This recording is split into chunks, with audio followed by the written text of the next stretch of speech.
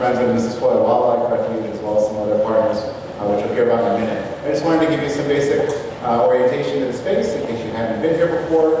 Just know that on this side of the room, there's a restroom on each floor of the tower, and for some reason you may need it, which we hope you don't. Emergency exit stairs are there and there. We're certainly glad you're here. We're really happy that we're able to put this event on for a second time. You'll laugh, you'll cry, and you'll hear some really great things about some really unique birds and people in our community, and we're excited for it. So I'd like to turn it over to Rich to tell you more about how the evening's going to go. Enjoy. Thanks. Thank you. First, I want to thank everyone for coming. This is our second year of this, and we wouldn't do it without people showing up about this. Thank you to Albans Museum. They've been great hosts the last couple of years, and it's a great space for us. And with the Mississippi Refuge, we're a private, nonprofit, member-based organization that exists largely to support activities of the Mississippi Refuge. Ken's going to come up and talk more about that in a minute. We've got that interesting. A few people I do want to thank. We've got some of our board members here, Brandon, Jason, Julie especially I want to thank for doing all the legwork for this event. And Ken. Also Dave Southwick, who's over here, is going to be our host for today. This whole thing kind of started with an idea he had last summer-ish. Last fall. So we want to thank him for that. And we're going to let Ken talk about the Mississippi Refuge and give you some context of what they do and what the friends can do for them and how we work with each other. Ken is, how long have you been here? 6 years? About 7 years. He's come back to Vermont as the manager of the Mississippi Refuge. He started at UVM. That's where he first got hooked on birds and wildlife. After 20-some-odd years in the Fish and Wildlife Service, he found his way back to Vermont. So he's going to talk about the refuge, give you some context of what they do, what we can do for them, and show you some pictures of the place. Thank you. I was asked to talk about the refuge, and I kind of contemplated other stories I might have, and that when Rich mentioned UVM, I start there. I did have a great story about looking for nests in my field ornithology class and finding a robin nest in a hedge, at which point the robin was very angry and started chasing me down the road, and I screamed like a little girl, running away in tears just about. But on the other hand, I'm going to be telling you a little bit about Missisquoi National Wildlife Refuge. And I'm glad I'm up first because this may be perhaps the least exciting story of the evening. You're probably wishing that I was going to talk completely about snowy owls. Who here has seen this? Bridget can talk about snowy owls. I did not see it, so. Have you seen this snowy owl that's been hanging out at the refuge? All right, that's really cool. It's haven't seen it in a couple days, but it's been a big draw. I look out the window and I see cars driving very slowly past the refuge. So the refuge, we are a birdie place. I mean, the Missisquoi Refuge was established in 1943 for migratory birds under the Migratory Bird Conservation Act. We have property in New York, believe it or not, 262 acres there. We have property up in Orleans County in Derby on Lake Memphremagog. But most of our property and the history of this refuge is right on the Missisquoi Delta. We're mostly wetlands. We're established mainly as a wetland refuge, but we do have some other habitats, uplands and some grasslands. Many people, as a public agency, many people kind of associate us with places like a state park or a wildlife management area.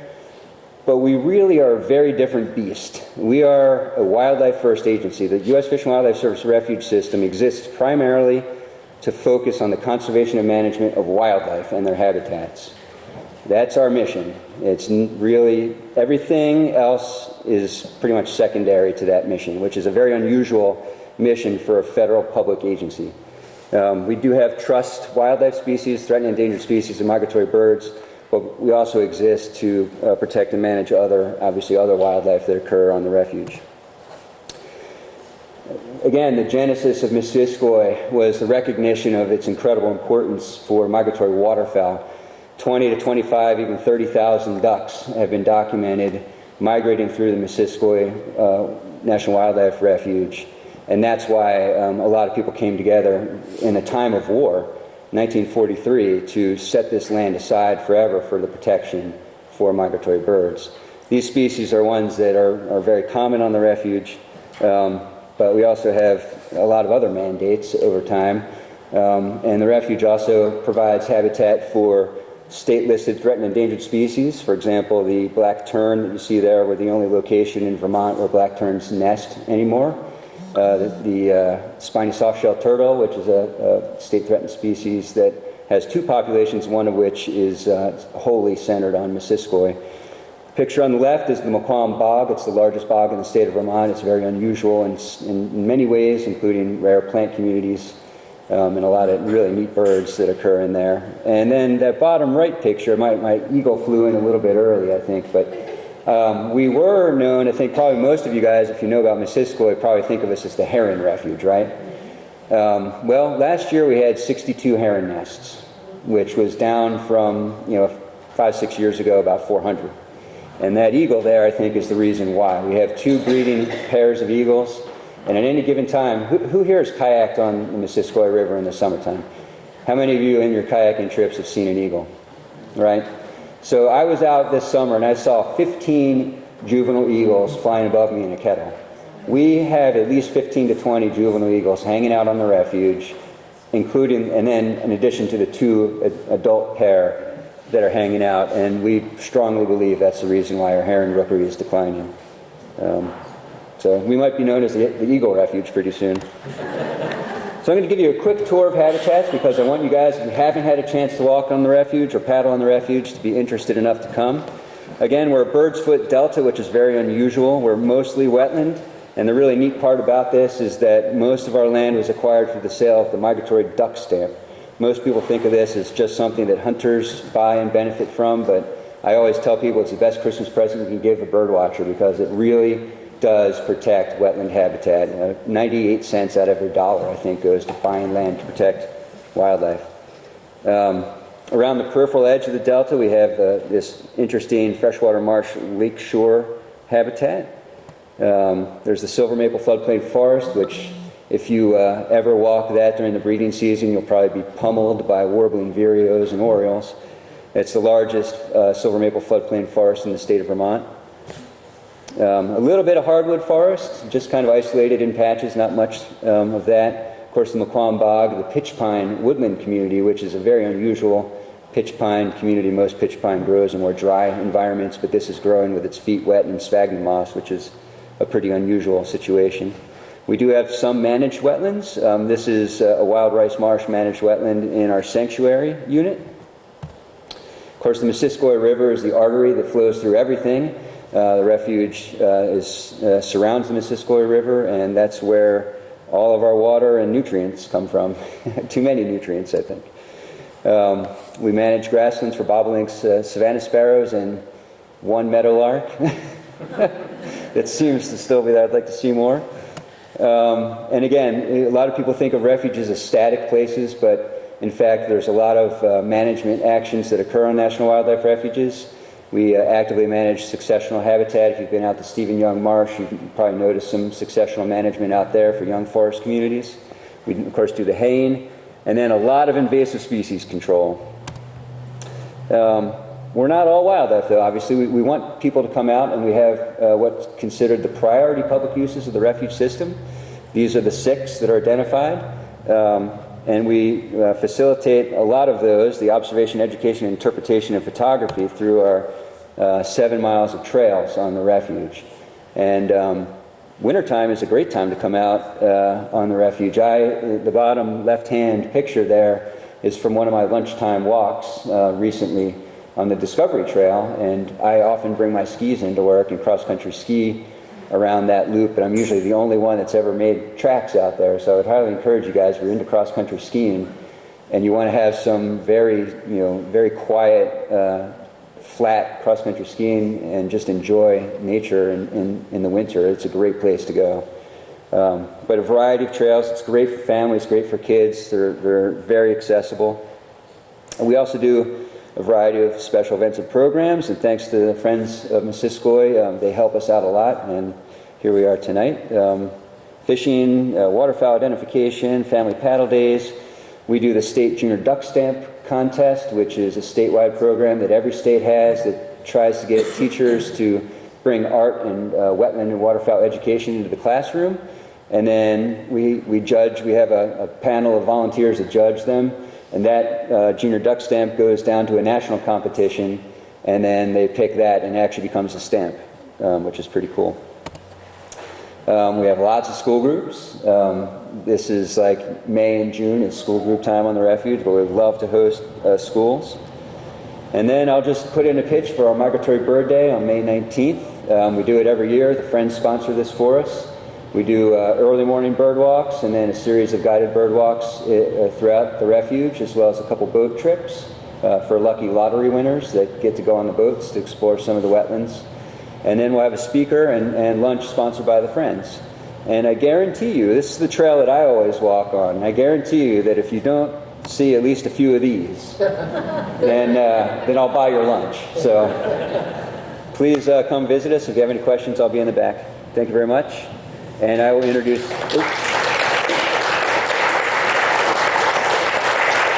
Let me introduce Dave Southwick, who is our generous host and MC for the rest of the evening. Thank you. Very much. I'm going to put this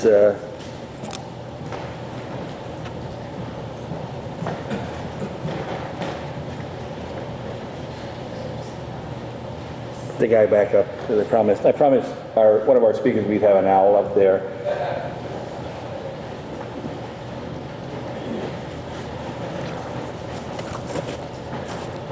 Well, again, thank you for being here tonight. I have a couple of opening words. First of all, welcome to year 2 of what I call wonderful conversation, an opportunity to get together. I want to recognize a couple of things around the room before we get too far in so that you have a chance to see them. But over here on the left-hand side, Mark Paul has some of his DVDs that he's going to speak about tonight, and he has generously offered all the donations. Thank you, dear. Maybe I should do it this way. He has generously offered all the donations that go towards those DVDs will be contributed to the Friends tonight. We have refreshments available. We have a set up by the Wildlife Refuge. And I'd also like to introduce you to Deb Tilton and her creations over here on this table. Just a quick story. About 2.5 years ago, she went to fill her feeders, and her wooden feeders had all kind of busted apart. We're in terrible disarray. So she is a mother of invention. She started downstairs to get some supplies and realized that she had all of these saved up maple jugs sitting on her staircase. So she got an idea that maybe she could make one out of these heavy plastic. So with a little bit of ingenuity and a few custom-made parts, she now produces bird feeders that are either in a half-gallon jug or a gallon jug. She is out of Cambridge, and she has these available for you tonight to discuss as well. So if you have a chance, stop by and see those. As I said, I don't think that we could have dared to imagine that Bird Tales would kind of take off the way that it has, and I'm thrilled that we underestimated where we are. This evening started out as an idea that it might be fun to listen to people tell stories. It turned out to be a pretty neat idea. Last year we had a blast listening to the stories, and everybody wanted to come back. And as I mentioned every time that somebody will let me, that Robert Putnam really was kind of the impetus for this, and he is a well-known sociologist who has said that the key element missing in today's society is the opportunity for people to get together and to share stories. By doing so, we learn more about our neighbor, we become more compassionate towards their needs, and we develop a more caring sense of community. We create something called social capital, an investment in those around us. Putnam goes on to write that our biggest obstacle in achieving social capital today is the busy world, and is that simply finding time to get together. Something he called the club. We all belonged to a club at one point, and those clubs is where we got to meet each other. He says those have now rapidly disappeared, only to be replaced by a Facebook post.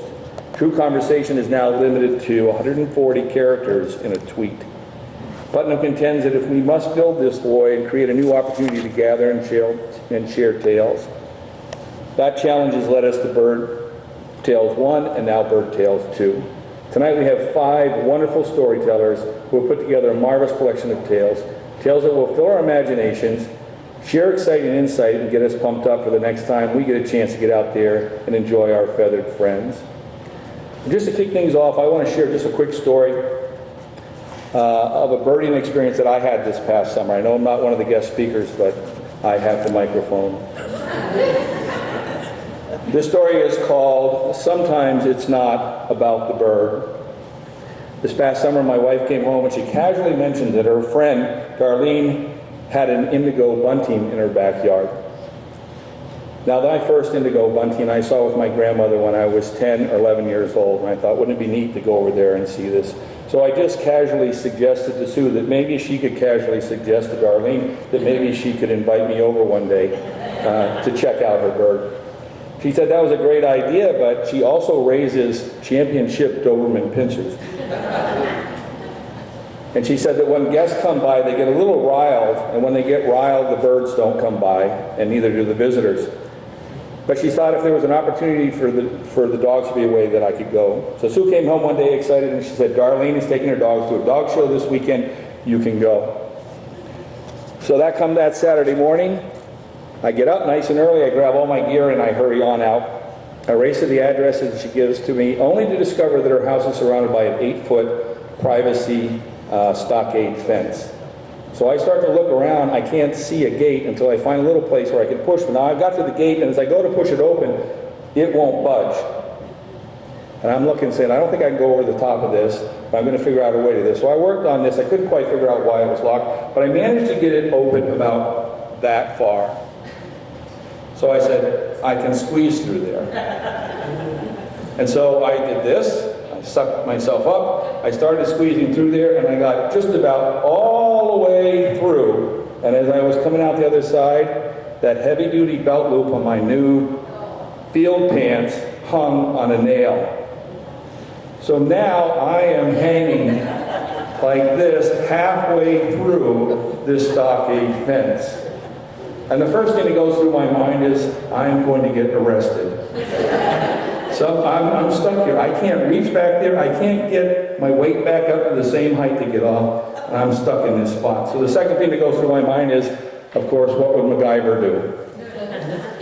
So while I was thinking that, I thought, you know what? I bet you I could undo these pants and slide out of them. Now, I did mention that I hurried out of the house, which means that occasionally I don't wear all layers of clothing. That's right, my underwear was still at home. But I figured nobody's home, and I'm going to be better off inside there than hanging here. So I wiggled my way out of my pants, slipped over, and quickly put them back on. As I came around the corner of the house, there on the feeder was the indigo bunting. Now that should be the end of the story, but sometimes it's not about the bird. I noticed that they had this beautiful deck, so I went up on the deck, and Darlene had left this chair. It was a comfortable one. I could see out of this beautiful oasis that they had created for all these birds. There were birds everywhere. I sat down, and not 15 seconds after I sat down, all of a sudden I hear up against the patio door, and I turn around, and here are 2 black Dobermans who are supposed to be at a dog show. Followed by Tinker, their owner, who opens the door and looks at me like, who are you? I'm kind of saying, like, Tinker didn't get the message that I was going to be here today and you guys are here. So he chuckled and he said, well, Darlene was sick. We didn't go to the dog show. So enjoy yourself. I chuckled and thought, I wonder if they saw that MacGyver act out the window. Sometimes it's not about the bird. So let's get started with the real stories. Our first speaker, known as the Bird Diva, has been working conservation and environmental education for more than 20 years around New England. Her business is called Bird Diva Consulting, and she travels across Vermont delivering presentations, leading bird walks, and surveying birds for landowners. Tonight she's going to share stories about her kinship with owls and how she discovered her owl voice. Will you help me in welcoming Bridget Butler with a big hoot?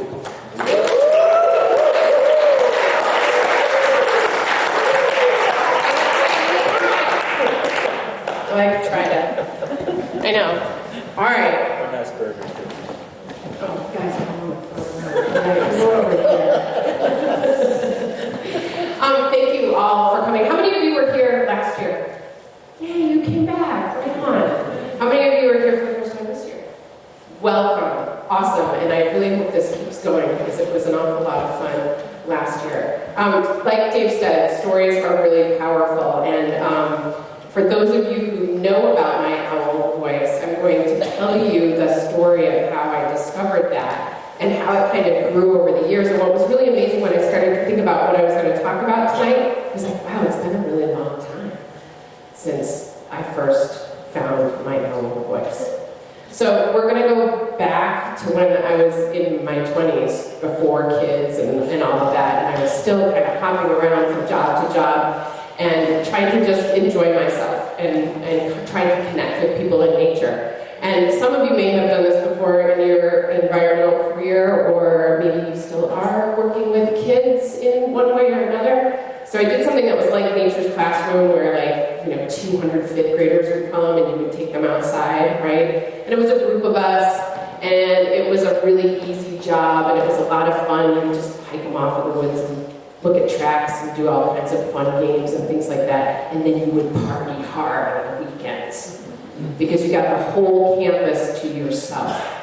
And so it was one of these nights where we bought some really, really cheap wine, and we stupidly got into canoes. We were in the middle of New Hampshire, and we paddled out on this beautiful lake at night. And around the edge of the lake, you could hear the barred owls starting to call. And we were enjoying the calls. And of course, me being the loud, obnoxious one that I was at that time, I was like, I'm gonna call the owls. It's gonna be great. And I started trying to mimic their voice. And one of the cool things about learning birdsong is when you actually try to mimic a bird's voice, it sticks more in your head, right? And you start to really pull apart all those phrases and pauses and things. Now, I wasn't really good at mimicking that who cooks for you all that night, and the owls probably thought I was absolutely crazy. And so I don't think they really called back to me, but it was an awful lot of fun, and we laughed about it a great deal. And it wasn't until a good 10 years later when I came to Vermont and started working for Audubon, Vermont. And I was really excited because I got to lead my first owl travel. And I was like, this is going to be amazing, and we've got all these families signed up, and it's going to be awesome. And this is back in the day before you used, your iPod and some speakers to play stuff. You actually brought one of those giant tape recorder deck things with all the buttons on them out and said, yeah, right?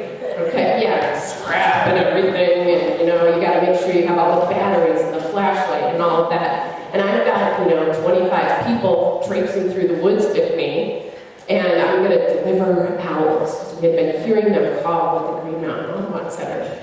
And so we get out there, and the call tape works the first time, and we hear nothing. And the call tape works the second time, but the sound is like this. And I'm like, no. And by the third time we tried, there was nothing left to the batteries. And I thought, okay, let's make or break, you guys. I'm going to try this, and we're going to see if it works. And so we talked about what the pattern was and how we were going to do it. I didn't say one time I did this drunk with friends when I was in my 20s, but I was thinking that in my head, and that's the only other time I've ever done this. And so I said, okay, so we're all going to be really quiet, and I'm going to give it a try. And I took a deep breath, and I went,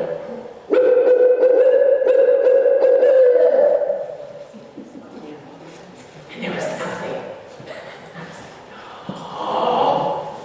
I said, so I'm like stalling. Okay, so this is what we do. We wait for the owl to call back. We gotta give it a chance, right? Because it's trying to decide if it wants to call back to us. I'm like, okay, I want to do it again.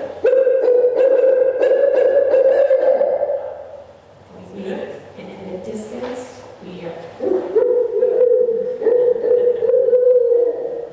was like, yeah!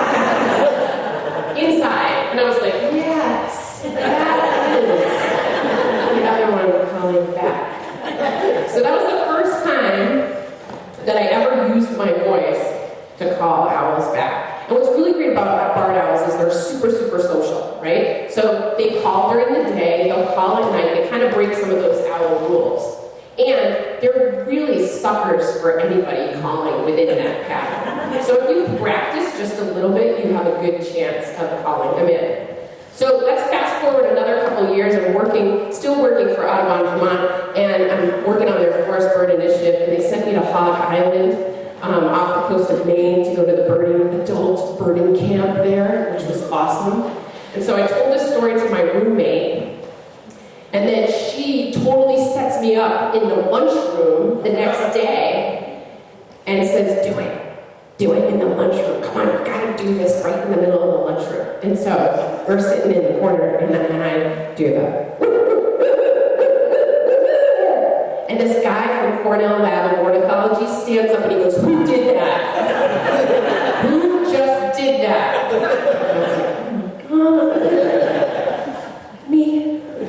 And he's like, come here. And it was Greg Budney from the Cornell Lab of Ornithology's the acoustic library there. And he's like, I really want to get you on tape doing that so we can look at your sonogram. And this is another really great way to learn bird calls, is to record the sounds that you're hearing and then look at the pattern, because some of us are visual learners, right? So maybe a year later, I was in Ithaca, and Greg said, come into the sound lab, and we recorded it, and we matched it up. It was really cool, and I could fine-tune my call so that it would match up with the sonogram a little bit more. And he's like, now try to do the female, because the female's a little bit higher pitched, and she's got some vibrato on the end. A little bit of a wave at the end. So now you know, if it's a little bit lower, there's no wave on the end, that you need to call back as the female. So practice both, right? Well, then I started to get cocky, and I was like, yeah! I'm like, the bird, I wasn't even the bird diva yet. I was like, yeah, I got owls down, this is awesome. And I'm on Hog Island one of the weekends, alone, drinking again. Alone. It was a great island, but it was a little lonely on the weekends. And in the distance on the island, I hear a great hornbill. Who's awake? Me too. Like really low. And I'm like, all right, yeah, I got this. I can do this. So I step out on the porch of my little cottage and I go, woo, woo, woo, woo. And it called back. And it came closer and called again. And I was like, no way. And it flew in overhead and landed in a pine tree just above my cabin. And I went this. And so I called again. And a second one flew in. And then I was like this. And there was no one there to do the dance with me. I was very sad. So I guess my message to you guys tonight is imitation is not only a big form of flattery, but it's a great way to connect with and get to know birds. So let's finish by hooting together. So we're gonna do, you gotta get the owl face. Oh, very good. All right, good. And then we're gonna mimic that pattern, that who cooks for you, all. Drop down on the end, sometimes that helps. All right, are you ready? 1, 2, 3. There we go. All right, and then great horn, drop lower, register way down here. And the owl face again. And who's awake? Me too. Nice job. Thank you all. Happy owling. It's that time of year. So get out and listen. Thanks so much, you guys.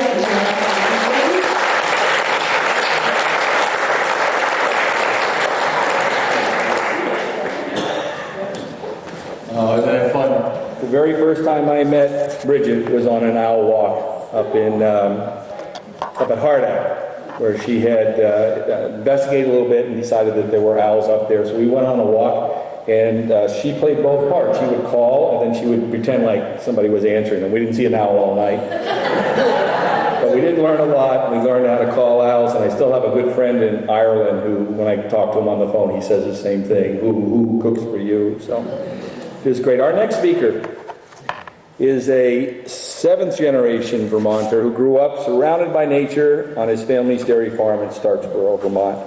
A lover of all things bird, he is equally content chasing a rarity, doing a Christmas bird count, or just watching his backyard house wrens. He currently serves as an American Corps teacher naturalist at the North Branch Nature Center in Montpelier, where he shares his passion, natures for others. His talk tonight is called The Thrill of the Chase. Please help me welcome Zach Coda.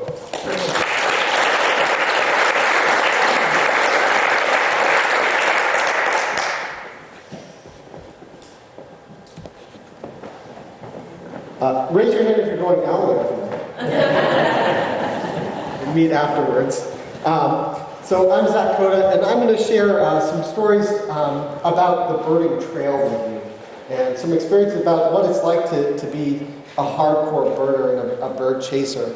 And this picture right here are some of our youngest bird enthusiasts in the state. This is the North Branch Nature Center's youth team. We just went down to the Super Bowl of Birding, which is a great birding competition in Massachusetts every year in the winter. So we spent a full day down there chasing birds around, and we actually our youth team won the Newbies Award for the highest scoring youth team, which is really exciting. So this is the cream of the crop of the next generation of hardcore birders. So I want to share with you some stories of my background in birding, and then my last year, 2017, in birding. But I like to start with a couple of questions. How many birds are there in Vermont? How many birds have we ever documented in Vermont? Anyone can guess? How many different kinds of birds have we seen? What do you think? Someone's got to have a guess. 135. 135. I hear 136. Yeah. 281. We're getting closer. Yeah. All right. And then the second question is, how many different kinds of birds can you see in Vermont in 1 year? You tried hard. How many can you see? Now, this is a question that people have tried to answer, and it's become kind of a friendly competition here in Vermont among kind of the serious bird chasers to see what is that number? And so the first number is actually 387. There are 387 different kinds of birds, almost 400 different kinds of birds that have been seen in Vermont. That, to me, is an amazing number for a tiny little state. And it really attests not only to what amazing diversity of habitat here, and what a great job we've done of conserving land in Vermont, but also how great we are at being citizen scientists in getting out there and finding the biodiversity around us. And right now, the other number, the big year record, is 266. That was set in 2017 by a fellow bird watcher named Jim Mead, who's been raising the bar every year. He set it at 262, and then the next year at 263, and now is up to 266. So we'll see where that bar is. It gets higher every year. And a lot of that number depends on what rare stuff shows up. We know about how many birds breed regularly in Vermont. And the rest of that number is all the special things that come along the way. And so this is one of my early spark birds right here. Yes! There it is. Yes, it's an owl. Of course it's an owl. Of course it's an owl. This was in back of a property near where I grew up. And I was walking through this stand of hemlocks and looked up, and this owl was looking at me. It was looking at me. I couldn't believe it. I happened to have a little point-and-shoot camera with me. So I took this picture. And right about that time, I had heard on VPR this guy, Ken McFarland, at the Vermont Center for Eco Studies. And Jane Lindholm was interviewing him, and he was talking about this project called Vermont Atlas of Life, which was a quest to document every single living thing in the state. And I had some free time, and that sounded like a really cool thing. And I said, I just saw this barred out. I'm going to go on and put this photo on that website. And so I did, and then I got hooked. I went for more walks, and I found that, and I said, what are those things in that pond? That is the most beautiful duck I've ever seen, and I contributed that too, and I learned about wood ducks. And then as I got more into it, I started watching birds and looking at behaviors, and I watched this hairy woodpecker nest near my house, and I watched it for most of the summer. I went on a canoe trip to the Green River Reservoir and got to see loons for the first time, and that was absolutely amazing to watch loons and hear them yodel. But by the fall, I was definitely hooked into birding, but I wasn't into that birding community yet. I was kind of going solo. And so in November 2013, I went on a walk at the Green Mountain Audubon Society in Huntington.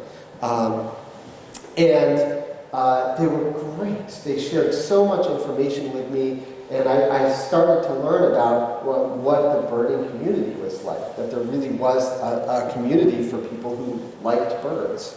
And one of the leaders of the walk gave me this. And this was, all my free time went out the window. This is the checklist. This is the birds, right? And if you hand someone a checklist, they want to check it off. And so this became my quest. Who knew we had this many birds? And so I started working on it and, found the birds in my neighborhood. And then as I found the birds in my neighborhood, I realized, boy, there's a lot more out there that you really have to work to find.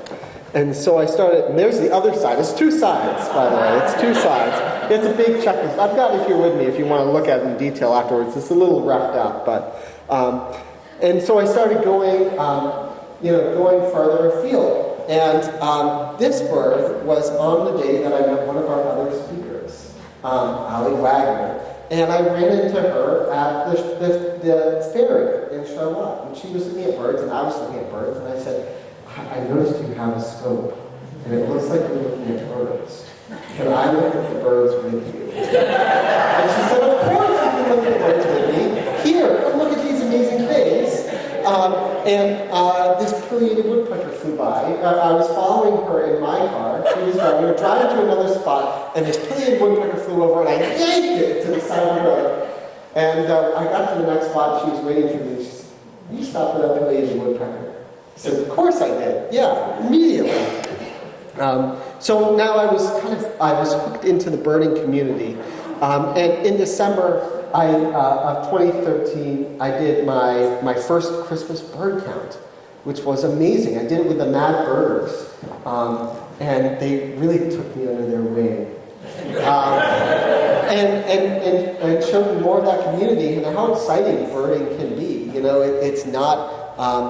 it can be something you do casually at home, but it can also be something really exciting that you do in the field. And I got to see amazing birds pretty early on. This was a really great bird because this was actually right up the road from where I grew up in Starksboro. This snowy owl hung out for months. And so that was it. I was hooked. So bring it back to this year.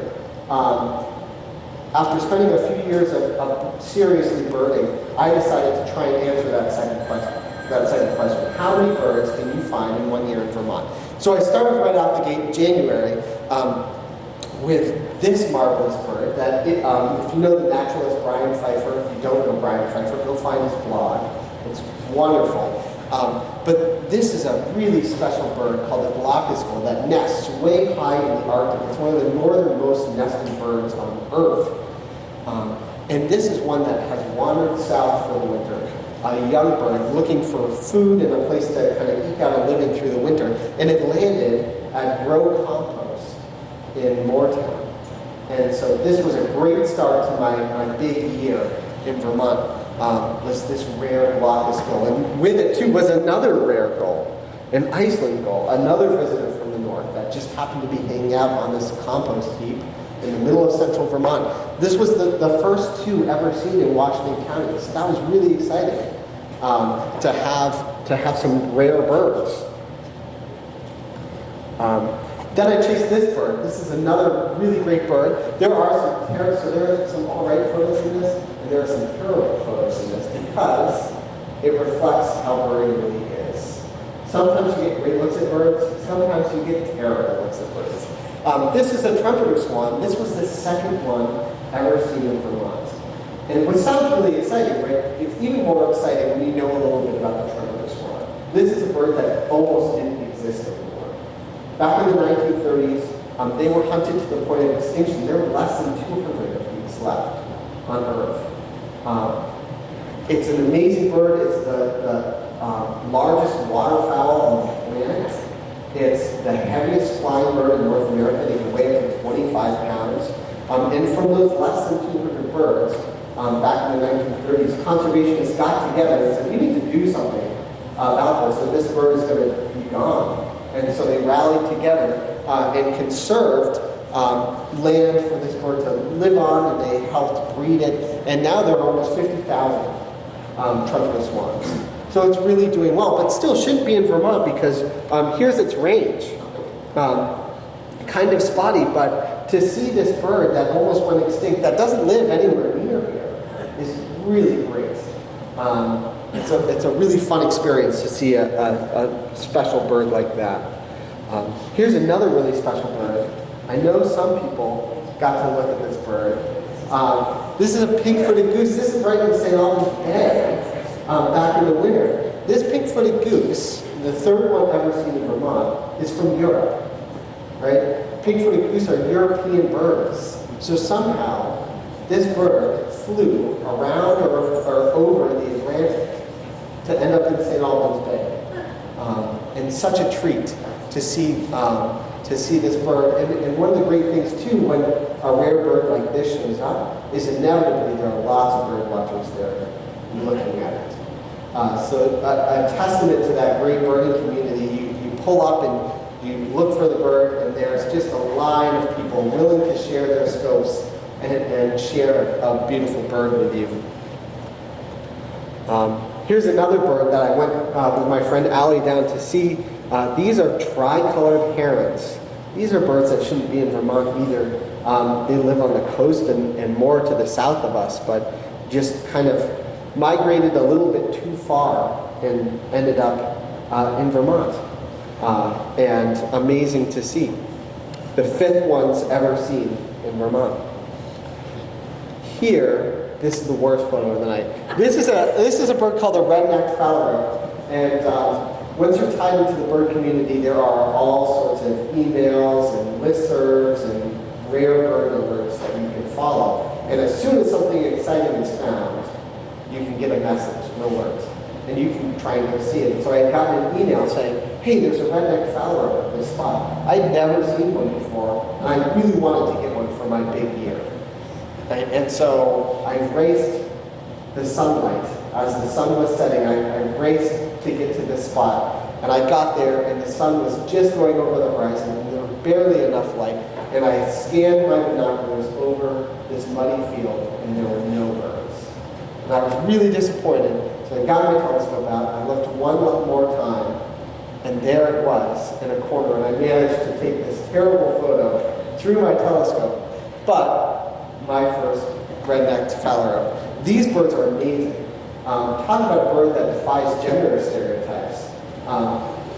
The red-necked phalaropes are reversely sexually dimorphic, which means they are reversed in their sex roles.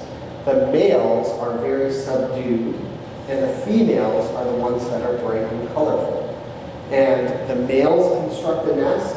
The females actually compete for the attention of the males. The females lay their egg in the nest that the male made, and then the females take off. They disappear, and the male raises the young all by themselves. So an amazing bird to see.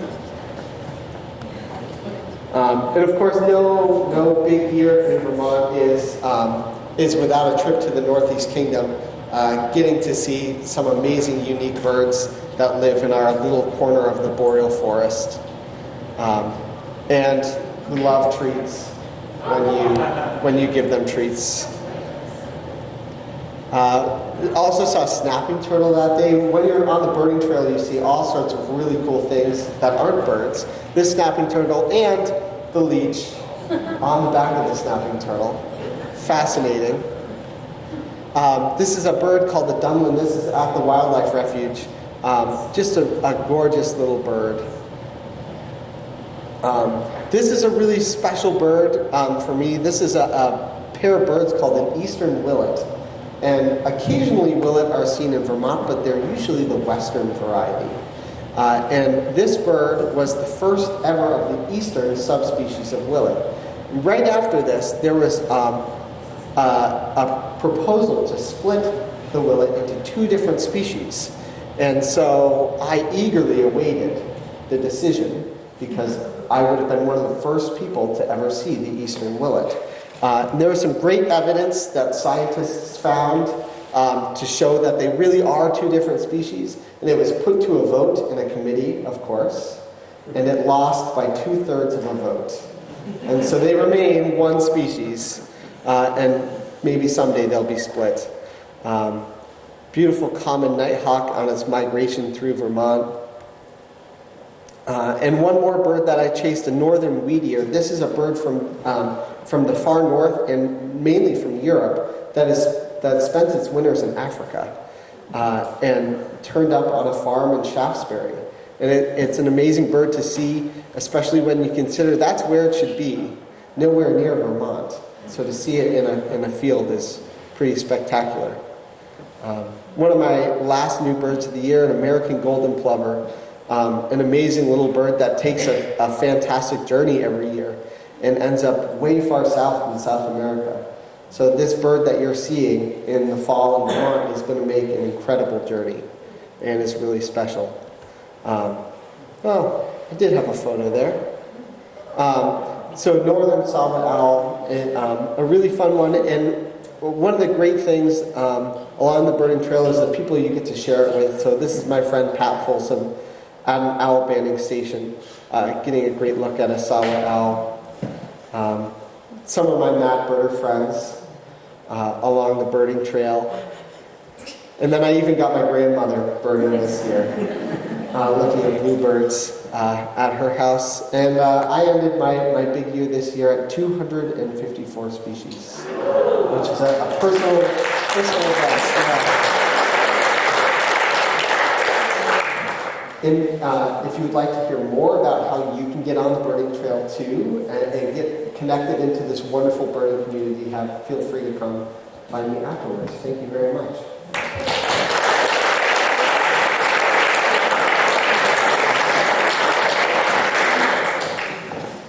Thank you, Zach. I can relate to the checklist. I love checklists. Right there.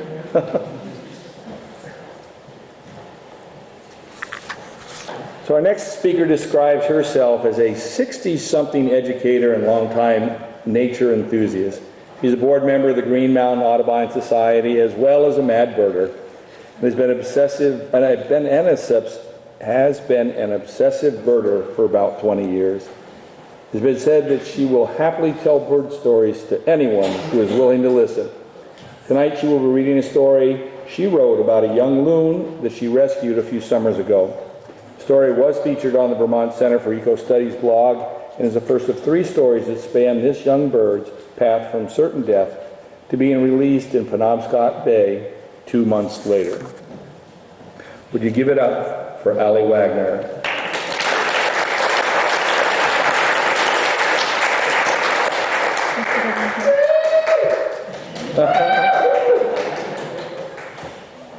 That's little guy.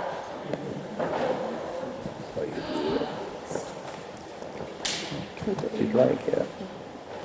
Sorry, I have to read.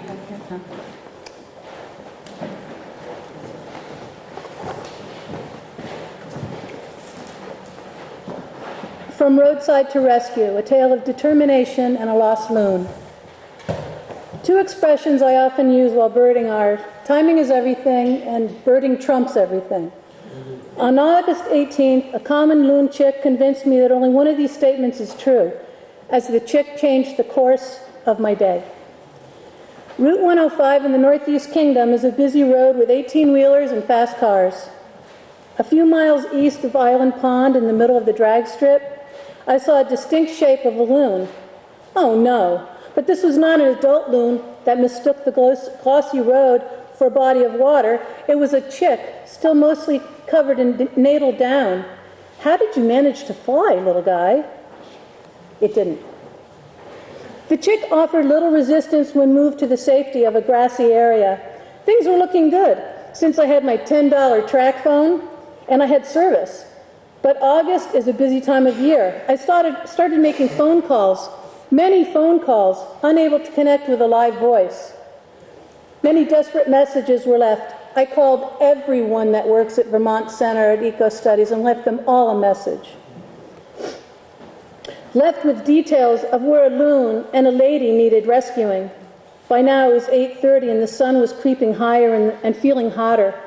I called my friend Eric Hines for moral support, leaving another message.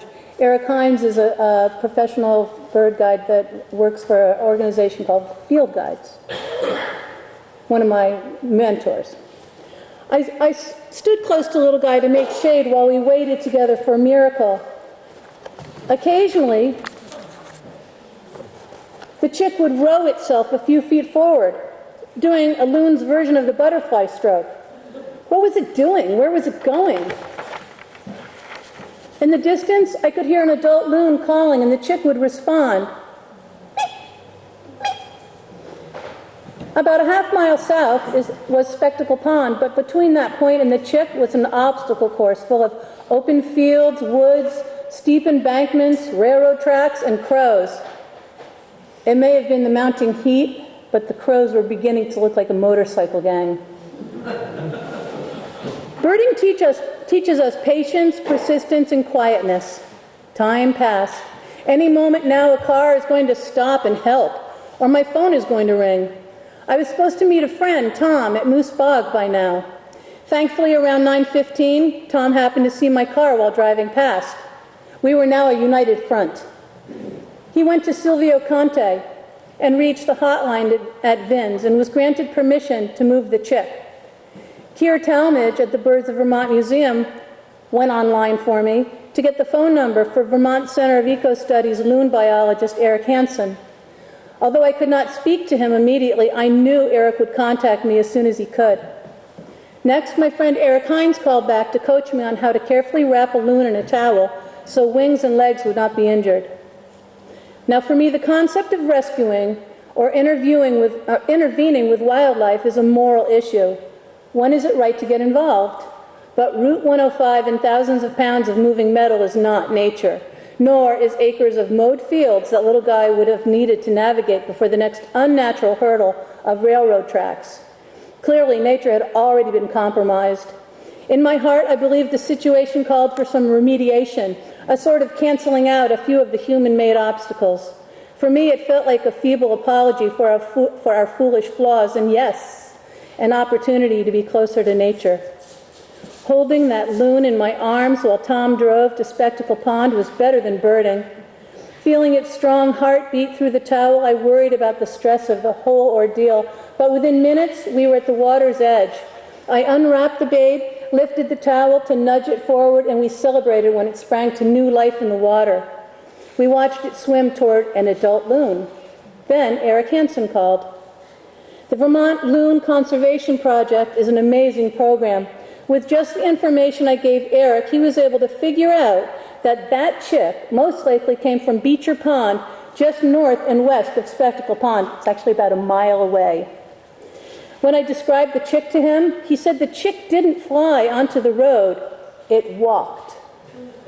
Over his years, his research has shown that adult loons will sometimes leave the nesting pond and call their chicks to follow to another nearby pond. He said that for a few years now, one breeding pair has done this repeatedly. Chicks as young as 4 or 5 days old have made journeys across land. And anybody who knows loons, it's very difficult for them to walk on land. They're anatomically just not built for that. Their legs are way back and their bodies are heavy. They just don't do well on land. Around 4 p.m., as I was heading back to the Brighton State Park, I decided to go check on the loon from the boat launch. In my scope, I saw a pair of adult loons with one chick. The chick looked different, though. I imagined I was seeing more white around its neck, or could it just appear different because the chick now had wet feathers? But I was reassured all was well by the sight of this threesome, in addition to seeing a Vermont Eco Center sticker on a truck in the parking lot. It was Eric Hansen, who had followed his great intuition to thoroughly check out this situation. First he visited Beecher Pond, and finding no loons, he knew that the chick didn't belong in Spectacle Pond. His reliable loon volunteers and data showed the family that I had just been looking at had been here all season. When I asked him if the chick I'd seen in the scope was the one he had rescued, he produced a second chick from his kayak. He had a huge smile on his face, a look of sheer joy and success. After circling the entire pond, he happened to see Little Guy tucked in the reeds. What a lucky bird to have someone like Eric with such strong conviction to search so thoroughly. And now, where are your parents was the next mystery to puzzle through. For the second time that day, the loon took a short ride in a truck. This time it would be released in Island Pond. Eric hoped the parents would be in the corner of this pond that's closest to Beecher Pond. I got the sense that Eric knew this was a long shot, but he needed to give it a try. He knew that this part of the pond had no breeding loons. They would have been too close, and it would have been unsafe and unlikely for the chick to survive. There couldn't be two families there. He released the chick, and we watched with great expectations as it slowly made its way toward the adult loons in the distance, but they did not connect. A nearby homeowner, who knew of Eric's valuable work, had been watching with us. She mentioned a lone loon that hung out in the area. She called it the sideline skulker.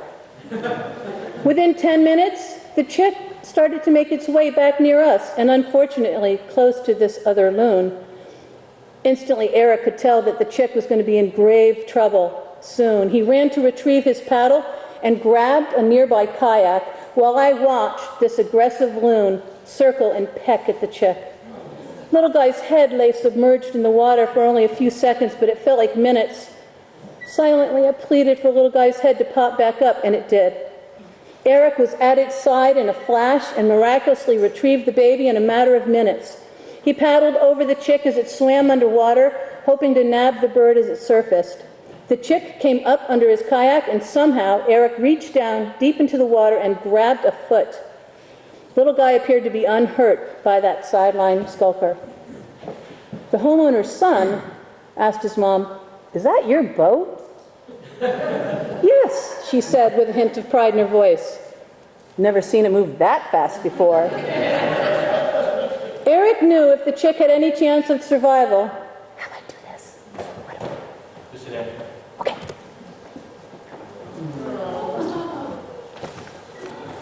Without the parents around, it would need to go to Cappy Springer, a rehabber in Maine, with pools for water birds. Eric took it home with him for the night, fed it some minnows, and then made a 3-hour drive in the morning to Brighton, Maine. After a few days with Cappy, she noticed that the feathers were not keeping it waterproof, so she transferred the loon to Avian Haven, another bird rehab group, for more intensive examination and extra care, and Avian Haven happens to be in the town of Freedom, Maine. They planned on keeping Little Guy for a month when it would be ready for release in the world on its own. So I wrote 2 more stories about this loon. This is an indoor pool that it stayed in for a while, and it's a preening roll, preening its belly. And then they have an outdoor pool. And then Little Guy was eventually released in Penobscot Bay. So I also have a loon poem that I'd like to read to you. It's called The Loon. In beautiful breeding plumage, your devoted parents create you, and from the moment of your being, they will remain committed to you, precious nestling, while you grow into yourself. This precarious nest in which you lay on the edge of the shore clings with prayers of no flooding storms that may cause hopes to drown. For this is where you must be while becoming you and finding your place in the world. Your loving parents are there for you always, although you can only ride protected on their strong backs for a little while before you must fend for yourself, taking the plunge, trusting your wings, and navigating by the stars. Your heavy bones allow you to dive deep to the bottom of dark waters where you eventually find nourishment, but also the poisons of broken lures left unintentionally for you, vulnerable in your innocence. And one day, autumn will be upon you and instinct will have spoken. And then you will know you cannot stay on this pond and in this place. It is time to navigate to places unknown. So lift off this pond you call home and pray that the waterway is long enough for you to gather the momentum to lift up high and safely to the next adventure ahead. And know I will always hear your beautiful song calling late in the night, reaching out to me far in the distance. I hear you and love you because distance never means you're forgotten, and love never ends but travels through time, no matter how far or long or difficult a journey.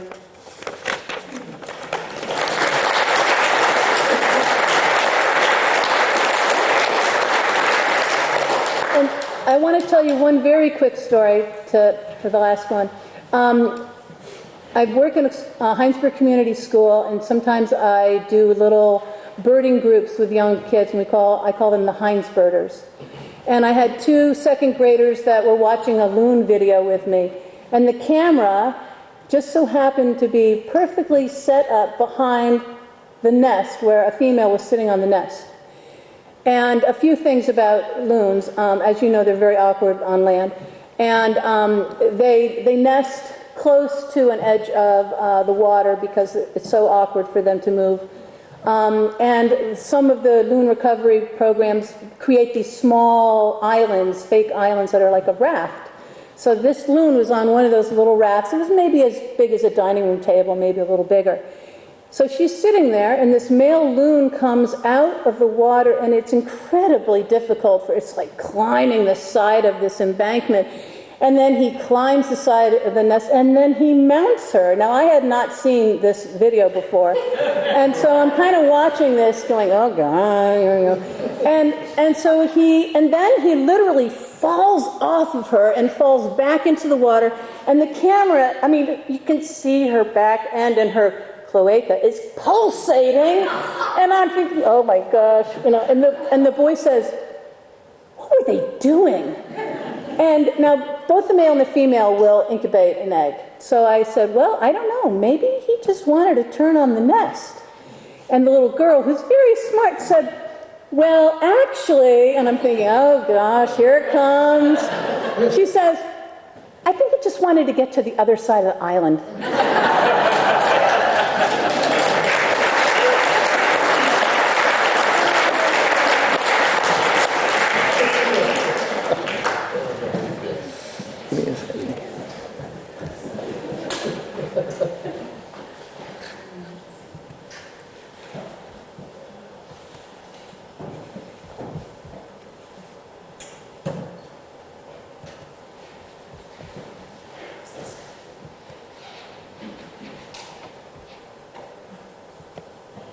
Get that queued up.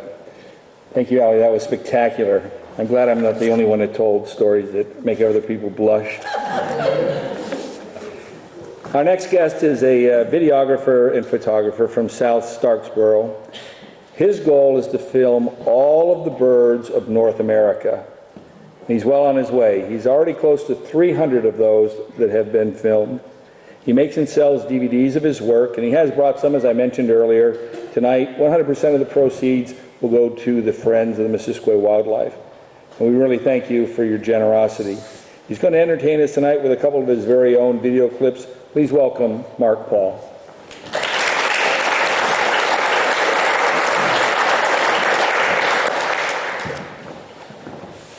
Thank you. So I want my videos to speak for me as much as possible. A little introduction, a little background on this one. And so what I want to do is share some video with you that you won't see on the DVDs, some new footage. So let's see. I think I'm back 2 years ago this spring. Took some students to Peru. We're on the upper Amazon in the Pacaya Samaria Reserve for a couple weeks. And there's mots there. I think this is a blue-headed mot. I'm not sure. So we're walking along this trail, doing the research we're doing, and I see these holes, and the guide said, yeah, that's where the mots nest, in those holes in the ground, right? I said, really? I didn't know that. Well, so I set my video camera up and hit record and walked away for a couple hours, which is what I do for most of my footage. If it's nest footage, I'm not there. And so pay close attention to this. It happens really fast.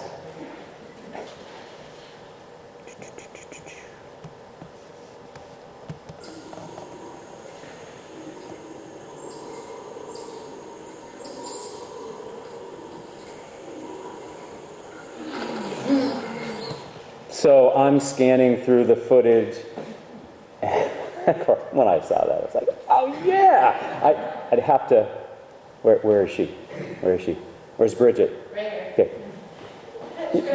And right, and all that. How come you didn't have us all get up and do the owl dance after we hooted for you? So, yes! Unbelievable. So I was so thrilled. Of course, I couldn't. I was with students. It's a good thing, yeah. And the focus wasn't videography. But if I could have, I would have set that camera up every day for as many hours as I could have, and filmed them bringing food and raising young. So, anyways, all right. So that was Peru. The rest of the footage is Vermont footage. Let's see here. What do I want to show you next? No, I want to go back over here.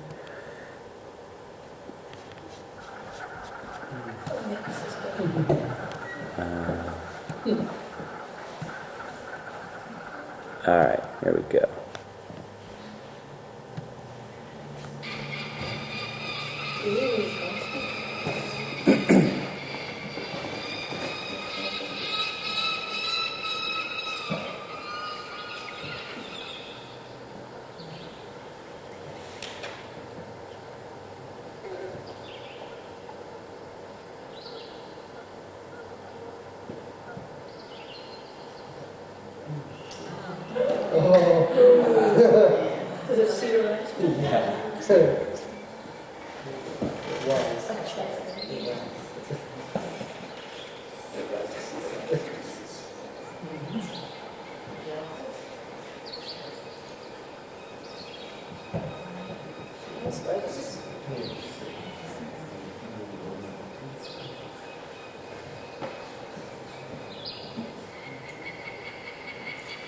I'm there at the camera for this one.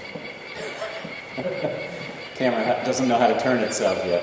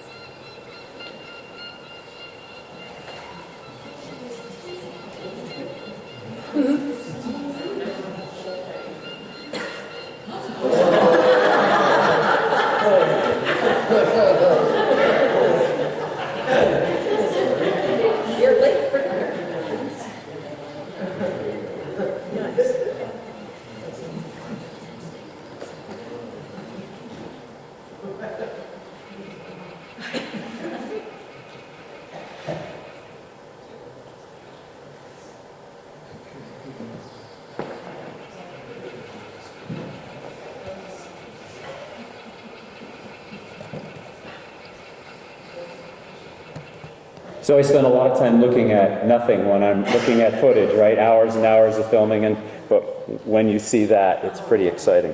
Where was that? Proctor. And I have Margaret Fowle to thank for letting me do that filming.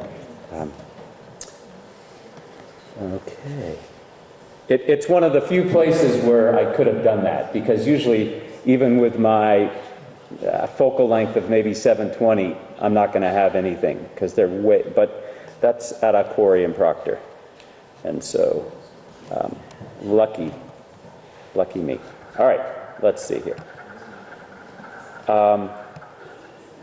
This is not nest footage, something I had wanted to do ever since I don't know, the mockingbird was Florida footage, the catbirds are common, but I needed the, I needed the brown thrasher to do this, and I didn't get that till last year. Somebody posted that there were a lot of them up on this road in the islands, so I went up there one morning, and it went very well.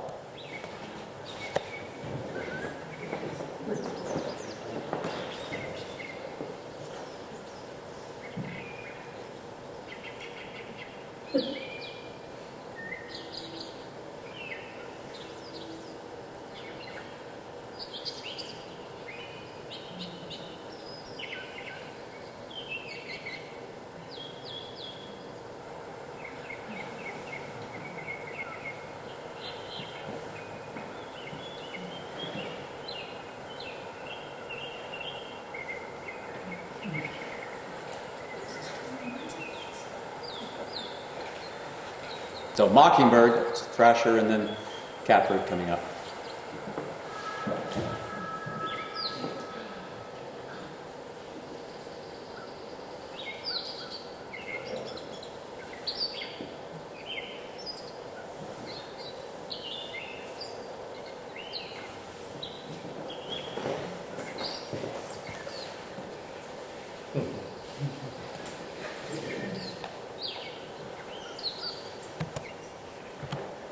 Okay, let's see. Let's do some more nest footage.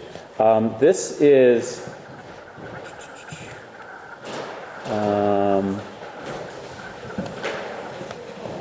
so eastern wood pewee in Heinsberg, late July, early August, and I've seen them nesting before late season. What's interesting is that you don't hear the whole song by then, but they may still be nesting. So instead of hearing the pee-a-wee, you just get the a-wee. And you might think you're hearing something else. But as you can see, they are quite active here. And you should hear the song.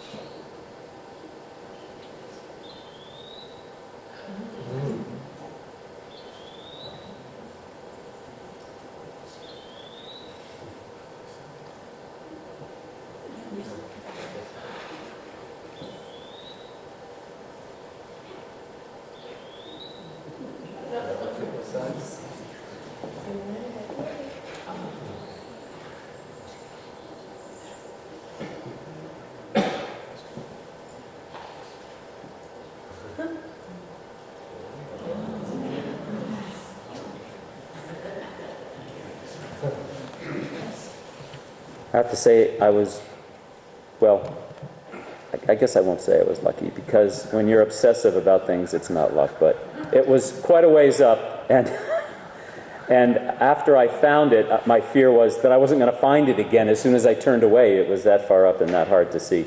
All right, so, no, I'm not going to do that one. Here we go.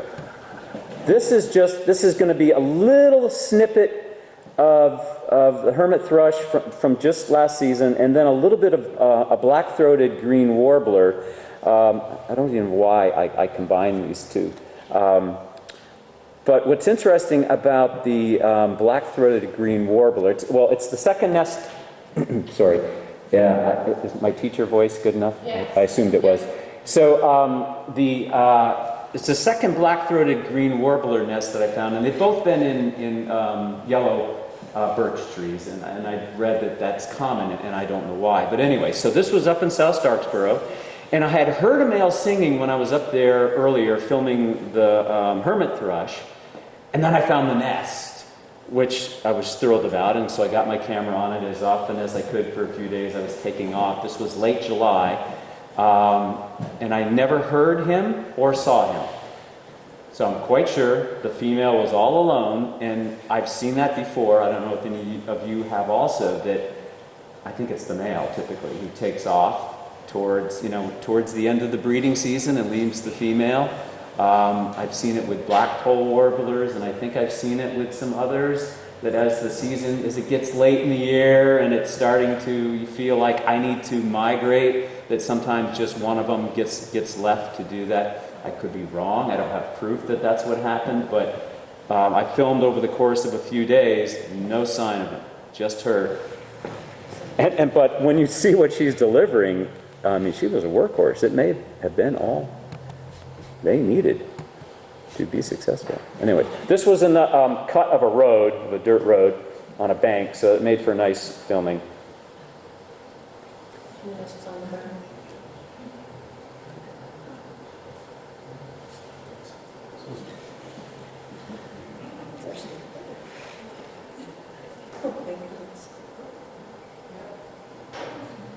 So this is the black-throated green warbler. Probably 30 feet up or so in this yellow birch. But look at that mouthful of insects.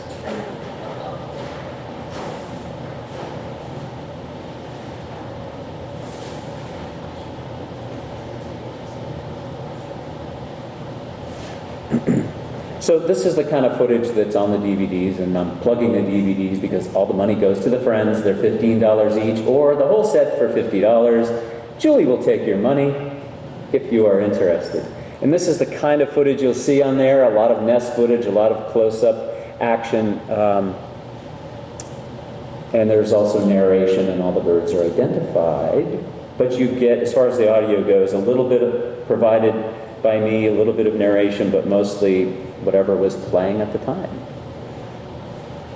Am I out of time on my 10 minutes? Yes, I am. Okay. Thank you very much.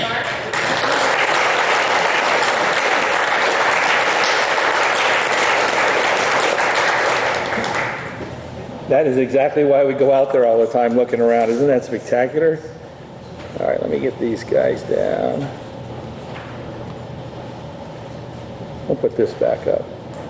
If they have something about behind us. Our final speaker tonight. Now, I warned all of our guests that if they didn't provide me with a bio, that I would make something up. She didn't, so I will. She was raised by a pair of barred owls in a large natural hollow in the coniferous forest of Pennsylvania.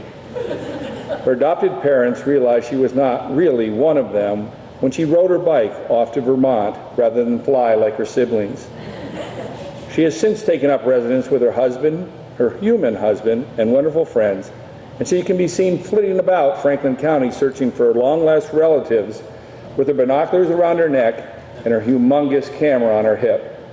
Tonight she represents the Friends of the Missisquoi Wildlife Refuge. She will be reading a couple of poems. One, she has reported, Walt Whitman tried to steal from her when she was just an owlet. Will you give it up for Julie Villaberti?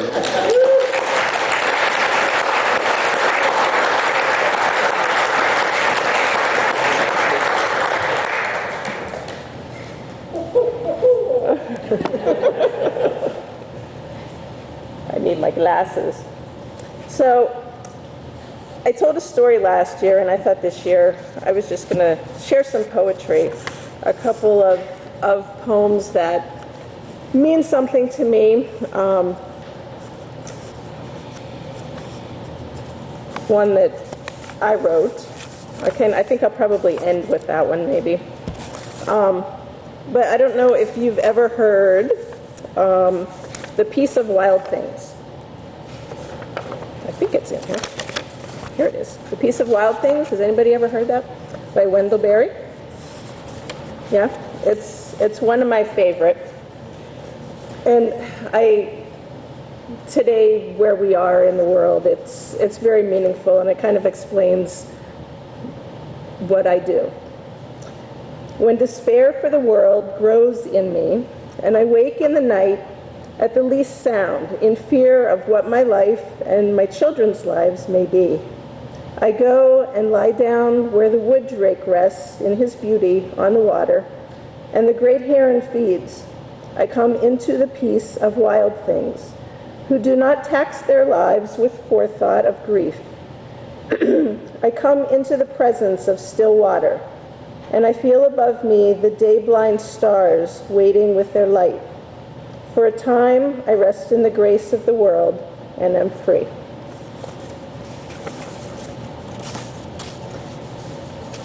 Another author that I can really relate to is Mary Oliver. Is anybody familiar with Mary Oliver?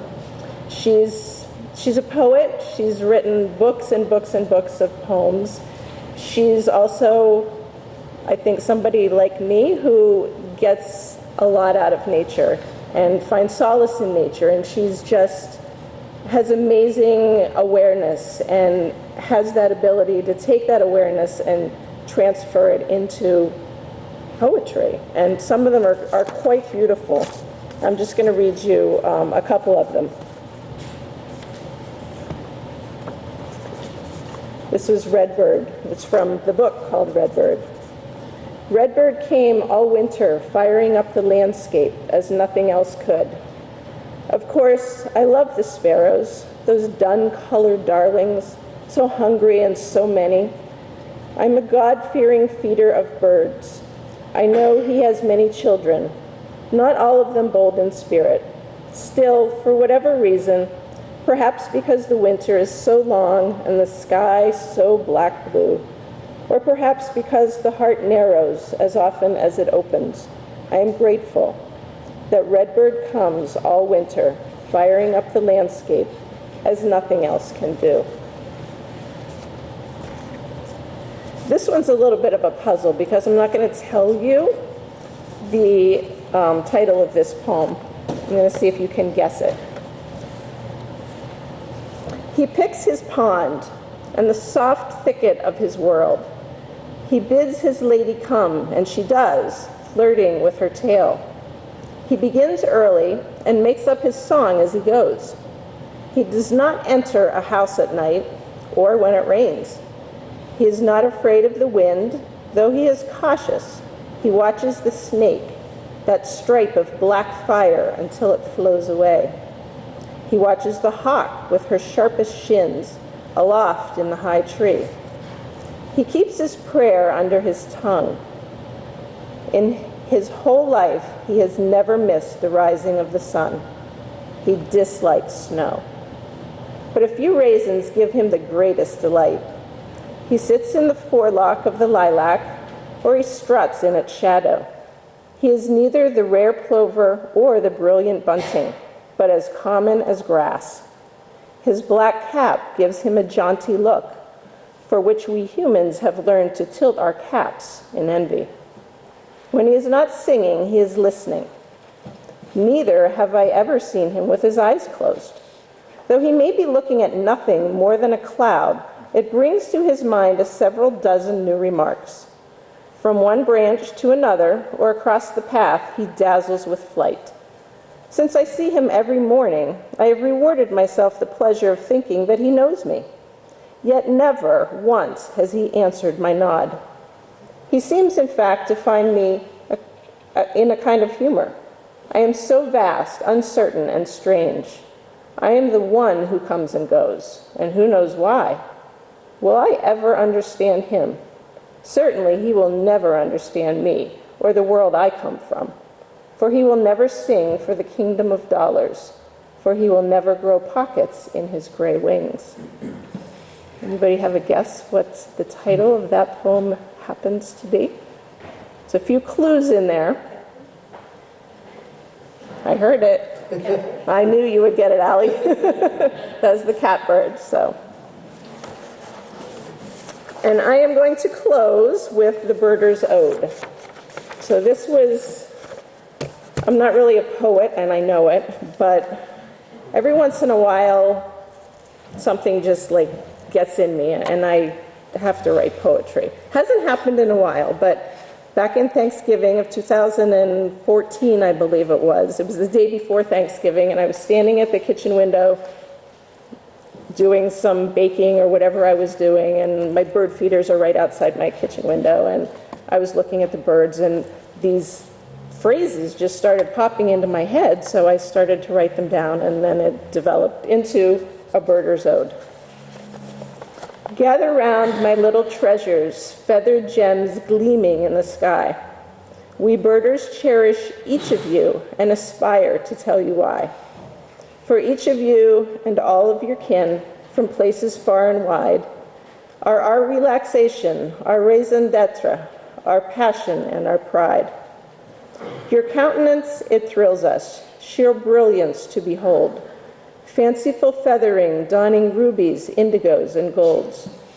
Decked and dapper, precisely preened, iridescent in the sun, you serve as candy to our eyes, handsomeness never quite outdone.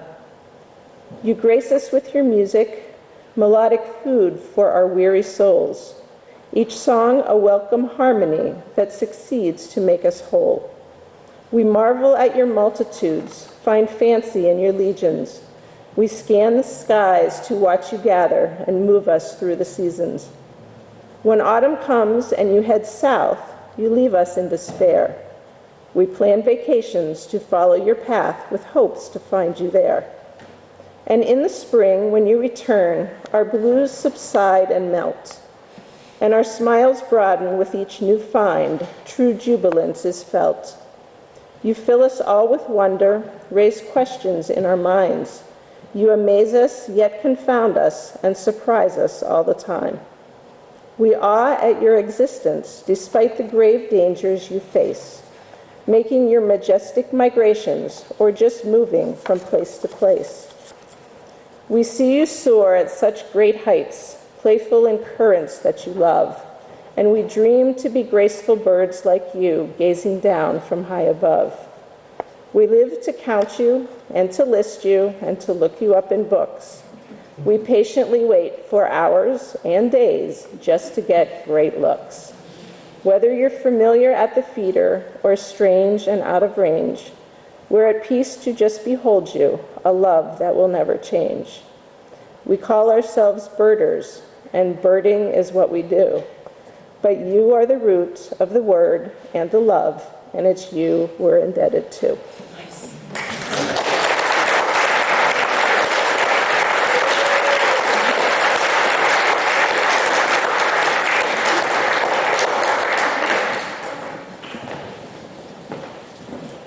Oh, thank you, Julie. I think that you have just summed it up for all of us. When you hear those words about what it means to be a birder, and each one of us is somewhere in that journey, somewhere along those steps. And I remember Maeve talking at one of the workshops that they had out at the Wildlife Refuge, and she said that there were 4 or 5 stages. I think there were 4. First stage is when you just kind of get interested in the birds in your backyard. And 2 is when you walk around, as Zach was saying, and you go looking for them. And 3 is when you actually plan one day of your vacation where you might go birding. And 4 is when you take that whole vacation just to look at birds. So as my family knows, I'm on stage 3. The last trip we took, I had one day where I could go out just birding. So we're making our way along there. And I know each one of you is on that journey somewhere along the way.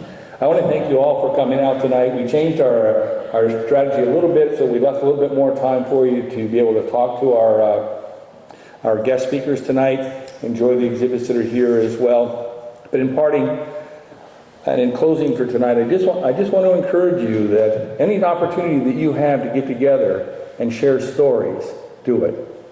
We have generated a ton of social capital tonight just being here with one another. We've made friends, we've met some new people, we've heard some incredible stories. And we've seen some birds on those screens that we're going to go chasing probably sometime tomorrow. So I want to wish you a happy birding season as it comes up. Have a very safe evening. Thank you for coming out tonight.